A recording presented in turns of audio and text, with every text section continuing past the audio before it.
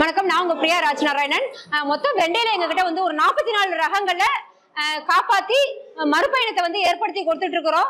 இப்ப இதுல பாத்தீங்கன்னா இந்த பேனர்ல எல்லா ரகங்களையுமே குடுவைகளாக தச்சு வச்சிருக்கு. எதுக்குன்னா இந்த மாதிரி பள்ளிக்கூடம் இப்படிலாம் வெளியில வர்ற இடங்கள்ல எத்தனை ரகங்கள் இருக்கு, எப்படிலாம் இருக்கு அப்படிங்கறத ஒரு பார்த்து அட்லீஸ்ட் தெரிஞ்சுக்கலாம். ஏன்னா எல்லா இடங்கள்லயும் காய்களை எடுத்துக்கிட்டே பயணம் பண்ண முடியறது இல்லைங்கிறதுனால இது மாதிரி செஞ்சு வச்சிருக்கு.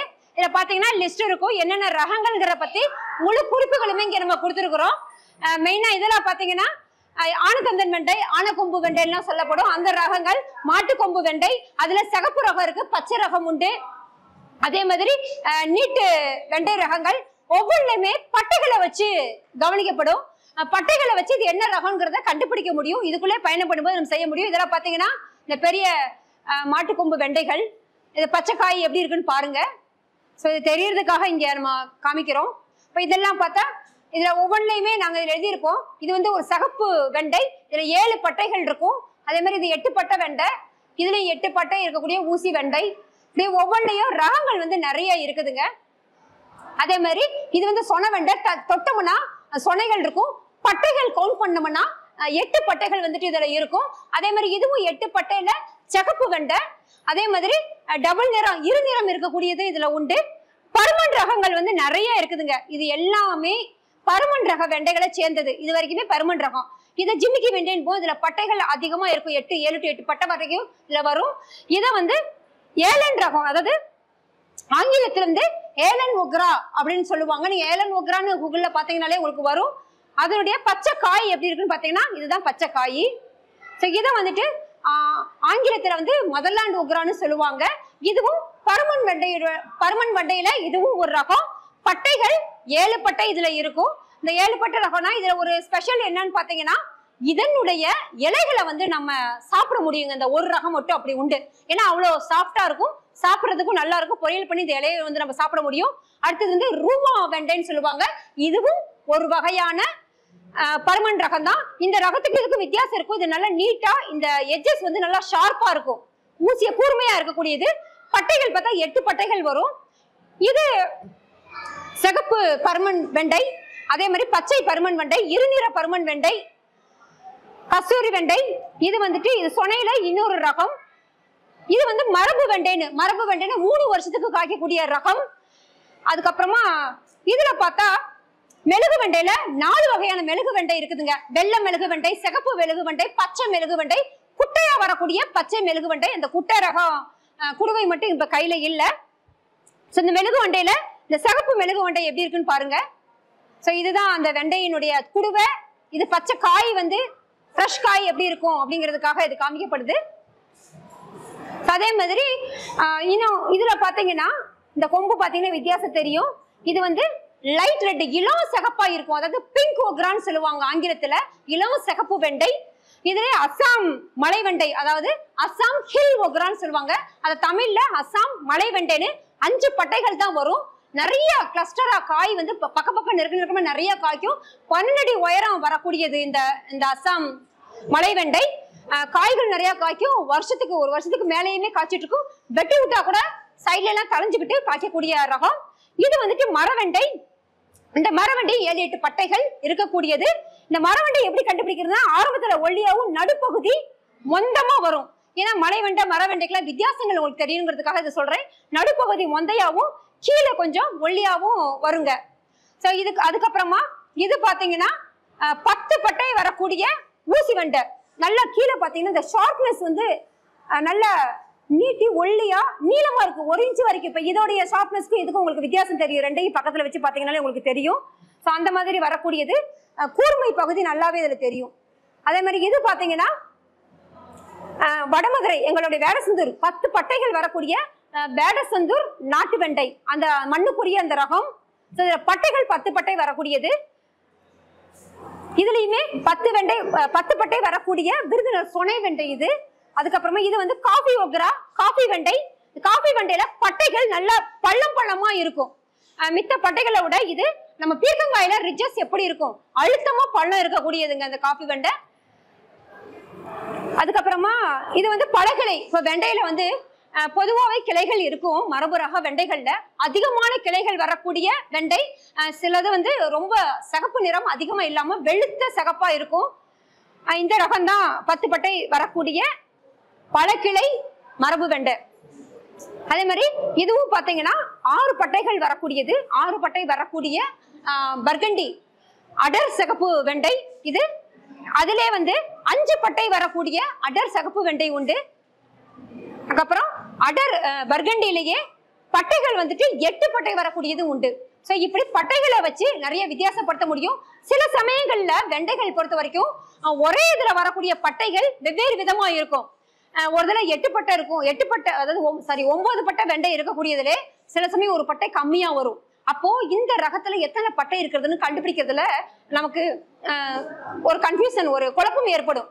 அப்ப என்ன பண்ணலாம்னா அந்த பட்டைகளில் ஒரு 5-6 காயினுடைய கணக்கை வந்து நம்ம எடுக்கணும். எடுக்கும்போது பட்டைகளை வந்து இப்படி ஒவ்வொன்றையும் பட்டைகளை வந்து கவுண்ட் பண்ணணும். அப்போ ஒரு 5 ரகத்தை எடுக்கிறோம்னா அதிகமா எத்தனை காய்கள்ல அதிக பட்டைகள் வருதோ அதுதான் அந்த ரகத்துக்குரிய பட்டைகளாக இருக்கும். சில நேரங்கள்ல கிராஸ் ஆகும்போது, கிராஸ் பாலினேஷன் ஆகும்போது, அந்த மாதிரி இனக்கலப்பு ஆகும்போது பட்டைகள் இதுல எல்லாம் கொஞ்சம் வந்து மாற்றங்கள் ஏற்படும். ஸோ வெண்டையை பொறுத்த வரைக்குமே அதிகமாகவே கிராஸ் பாலினேஷன் இனக்கலப்பு ஆகும். அப்போ ஒரு இயல்பாவே வெண்டைகளா இருக்கட்டும், எந்த காய்களா இருக்கட்டும், இயற்கையில கிராஸ் ஆகி போறதை வந்து அந்த சமையல் பண்ணிக்கலாம், பயன்படுத்திக்கலாம், அதெல்லாம் தப்பே கிடையாது. ஆனால் இந்த ரகத்தை ரகமாகவே அப்படியே காப்பாத்தி நம்ம கொண்டுட்டு போகணும் அப்படின்னு நினைக்கிறவங்க அதுக்கு முக்கியத்துவம் கொடுக்கணும். பூக்களை வந்து கட்டி தான் விதைகளை வந்துட்டு எடுக்கணும். நான் மெயினாவே இதனுடைய இந்த ரகங்களுடைய தாய் வித்து, பேரண்ட் சீடு, அந்த மதர் விதைகள் அதை காப்பாற்றணும் அப்படிங்கிறதுக்காக நான் என்ன பண்ணுறதுன்னா, பொதுவா வெண்டைக்காயினுடைய பூக்களை கட்டி தான் விதை எடுக்கிறது உண்டு.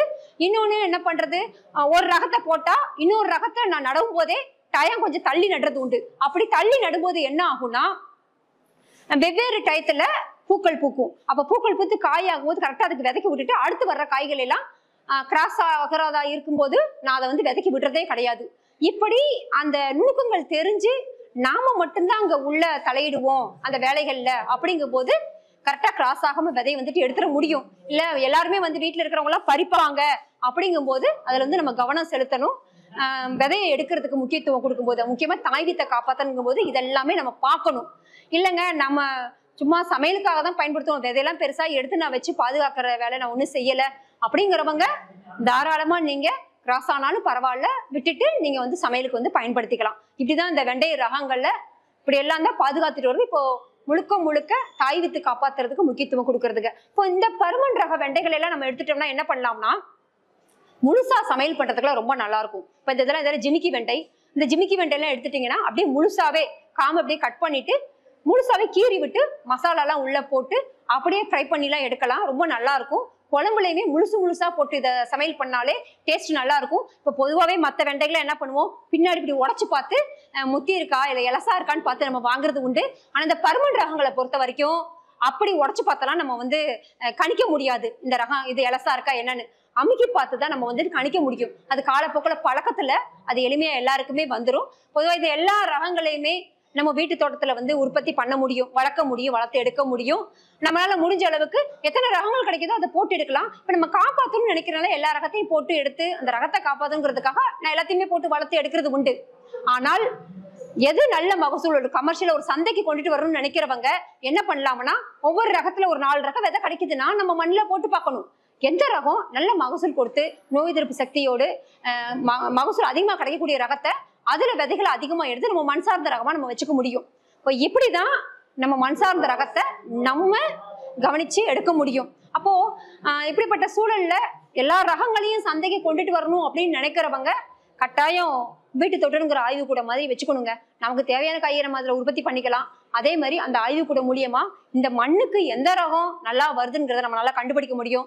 அந்த ரகத்துல அதிகமா நம்ம விதைகளை எடுத்து அந்த விதைகளை பயன்படுத்தி பெரிய அளவுல விவசாயம் பண்ணி அந்த காய்கறிகள் நம்ம வந்து சந்தைக்கு கொண்டுட்டு வந்து புழக்கத்துல வைக்க முடியும். இப்படி வைக்கிறது மூலியமா ரகங்கள் மேலும் அழிவை நோக்கி போகாம காப்பாத்தி நம்ம அடுத்த தலைமுறைக்கு கடத்த முடியும். இப்படி ஒவ்வொருதையுமே நுணுக்கங்கள் வந்து நம்ம தெரிஞ்சுக்கிறது ரொம்ப நல்லதுங்க.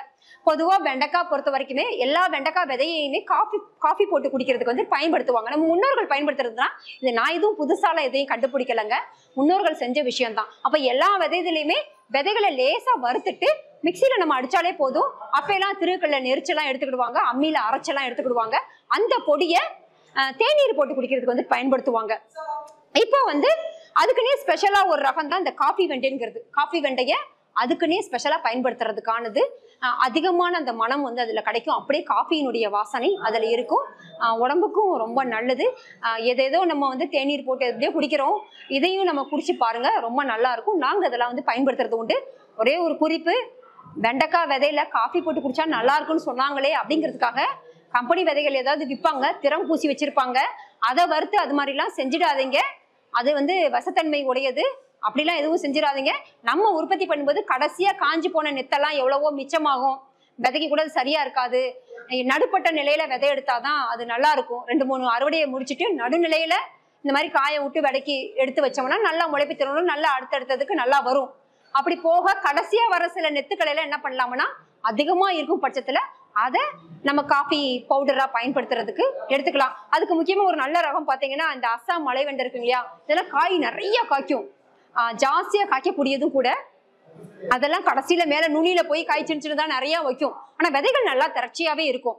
அந்த விதைகளை காஃபி போடுறதுக்கெல்லாம் நம்ம பயன்படுத்திக்கலாம். இன்னொரு விஷயம் என்னன்னா, இன்னொரு தகவல், இந்த வெண்டைகளுடைய விதையில இருக்கக்கூடிய ரேகைகளை வச்சே நம்ம வந்து கணிக்கலாம் எவ்வளோ நாளுக்கு ஈல்டு கொடுக்கக்கூடியது அப்படின்னு. ரேகைகளை அந்த வெண்டை விதைகள்ல ரேகைகள் நல்லா படர்ந்து அதுல இருக்கும். இந்த ரேகை வந்து ஆழ படிஞ்சிருக்கிறத வச்சு நம்ம எவ்வளோ வருங்களுக்கு காய்க்கக்கூடியதுன்னு, நல்ல ரேகைகளை படர்ந்துருக்கலாம், 1 வருஷத்துக்கு மேலேயே காய்க்கக்கூடிய ரகமா அது வந்துட்டு இருக்குங்க. இப்படி வெண்டைகள்ல இன்னும் நிறைய தகவல்கள் இருக்குது. எல்லாருமே முடிஞ்ச அளவுக்கு சில மரபு ரக வெண்டைகளை காப்பாத்தி நம்ம பயனடையலாம். இப்ப இதெல்லாம் பாக்குறோம், இது எல்லா ரகமும் வெண்டையினுடைய விதை வேணும் அப்படின்னு தான் நிறைய பேர் கேட்கறீங்க. வெண்டை ரக விதைகள் வேணும்னா நிறைய இது மாதிரி விவசாய திருவிழாக்கள் நடக்குது, இயற்கை ஒன்று கூடல்கள் இப்படிலாம் நடக்கிற இடத்துக்கு நம்ம வந்தோம்னா அங்க இந்த மாதிரி விதைகள் எல்லாம் கிடைக்கும். அங்க என்ன விதைகள் கிடைக்குதோ அதை அப்பப்ப எடுத்து பயன்படுத்துங்க, வாங்கிக்கோங்க, வாங்கி போட்டு எடுங்க. நீங்களும் அவங்கவுங்க ஊர்களுக்கு வந்து பரவலாக்கம் பண்ணலாம். நான் பொதுவாகவே நேரடி பகிர்வு தாங்க. ஏன்னா இப்போ நான் விதைகளை வந்து விற்கிறது கிடையாது, பொதுவா எல்லாருக்கும் பகிர்ந்து கொடுக்குற வேலை செய்யறது. நான் இப்போ அடுத்த கட்டத்துக்கு போயாச்சு. முன்னெல்லாம் 5 ரூபா ஸ்டாம்ப் போட்டி நிறைய அமுச்சுட்டே இருப்பாங்க. இப்ப எல்லாம் அனுப்ப முடியறது இல்லை, வேலை பளுகள் நிறைய இருக்குது. தோட்டத்தையும் உருவாக்க வேண்டிய சூழலும் இருக்கு, விதை தீவை உருவாக்கிட்டு இருக்கிறோம். அதனால நம்ம என்ன பண்றதுன்னா, விதைகளை தாய் வித்தை எடுத்து காப்பாத்துறதுக்கு மட்டும் நம்ம முக்கியத்துவம் கொடுக்கறது. வளப்பை போட்டு எடுப்போம், போக மிச்சம் இருக்கிற விதைகளை அப்படியே பகிர்ந்துடுறது. இப்போ நிறைய கல்லூரி மாணவர்களுக்கெல்லாம் நிறைய வகுப்புகள், பயிற்சி வகுப்புகள் கொடுக்கறது. வீட்டுக்கு ஒரு விவசாயியை உருவாக்கணுங்கிற நோக்கத்தோடும் ஊர்தோறும் விதை வங்கிகள் இருக்கணும் அப்படிங்கிறதுக்காக நிறைய வேலைகளை செஞ்சுட்டு இருக்கும்போது என்ன ஆகுதுன்னா, அவங்களுக்கு சொல்லி கொடுத்துட்டு அவங்க கையில ஏதாவது விதைகளை கொடுத்து ஆர்வமா போடுவாங்க. நான் எடுக்கிற விதையை அப்பப்போ கொடுத்து முடிச்சிடுறேங்க. ஸோ அந்த மாதிரி முடிஞ்சிருக்கிறதுனாலதான் நிறைய எனக்கு வந்து பேக் பண்ணி அனுப்ப முடியாத சூழல்கள்லாம் இருக்குது விதைகளுக்கு. இங்க நம்மளுடைய தமிழ்நாடு விதை சேகரிப்பாளர் கூட்டமைப்புல இருக்கிற நிறைய நண்பர்கள் உற்பத்தி பண்ணி சந்தைக்கெல்லாம் கொண்டுட்டு வராங்க.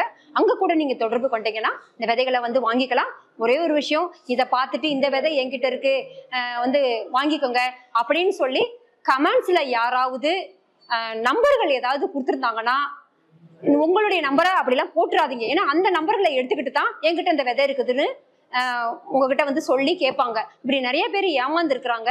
அந்த மாதிரிலாம் தயவுசெய்து யாரும் ஏமாறாதீங்க.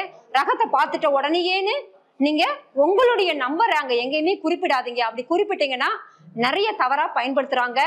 அதுக்கு வந்து இடம் கொடுத்துறாதீங்க. நம்ம நம்பரை கொடுக்க போய் தானே நம்ம அங்க ஏமாறப்படுறோம். அதனால எல்லாருமே கவனமா இருங்க, அப்படி எதுவுமே பண்ணாதீங்க.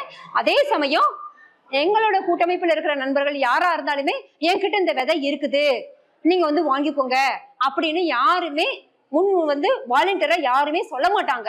அதனால நீங்களா பார்த்து கண்டுபிடிச்சு வாங்காத வரைக்கும் உங்களுடைய நம்பர்களை பார்த்து கூப்பிட்டு எடுத்து என்கிட்ட விதை இருக்குன்னு யாருமே எங்க இதுல சொல்ல மாட்டாங்க.